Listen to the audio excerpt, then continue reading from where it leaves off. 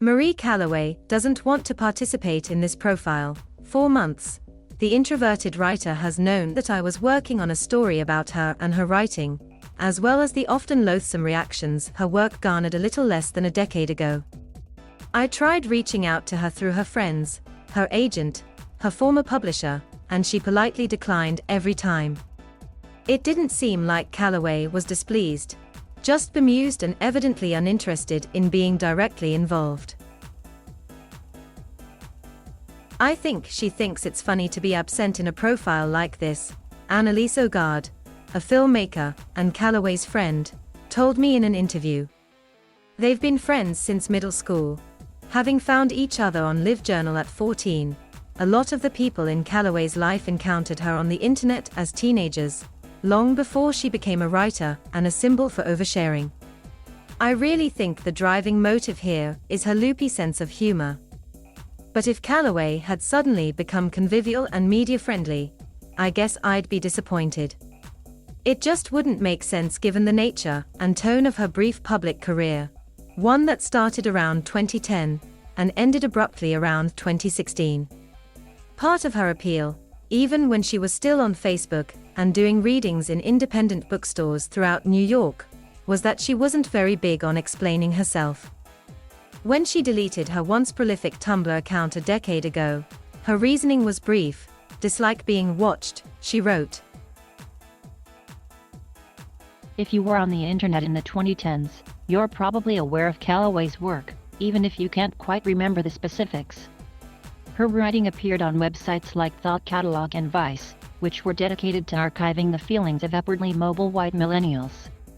Then in 2012 came the story that brought her both notoriety and ridicule. Adrian Brody was published online by Moo House, a small press founded by alt-lit writer Tao Lin in 2008. In it, Calloway describes meeting a man online and sleeping with him. He's significantly older than her, has more power in their dynamic, and has a girlfriend. I know you said you don't want me to say this, Brody, a pseudonym seemingly selected because of the absurdity of naming him after someone so famous, tells her at the end of their encounter, but you will connect with someone one day. It's just not going to be me. Amidst the female personal essay boom of the 2010s, the lengthy piece went viral. It wasn't tough to figure out who Calloway was writing about.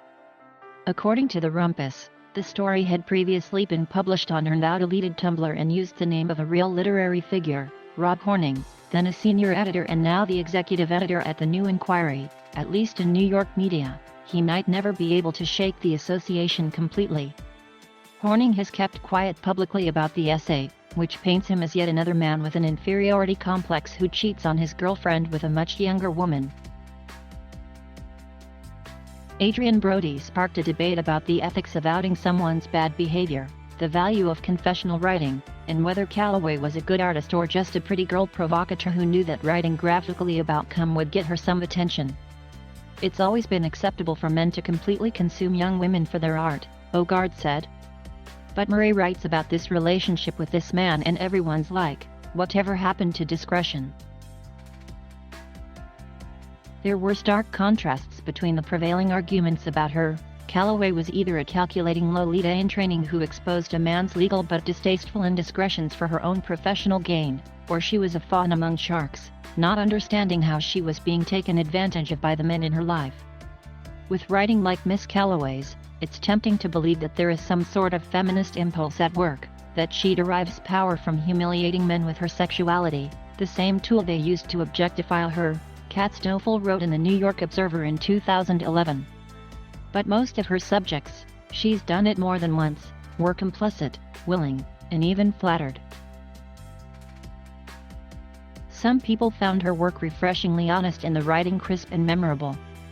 Others felt troubled by how much of herself she was exposing, sometimes literally, like the photos of her cherubic face and near-naked body that appeared in her book. Her writing also served as an opportunity for some to scold her under the guise of caution. It does no favors to young female writers to convince them that they are courageous voices in the wilderness for dedicating their talents to writing stories that are received as lurid, not literary, Hamilton Nolan wrote in a post about Calloway on Gawker.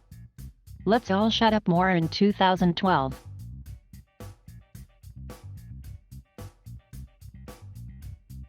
Thank you for watching. Please subscribe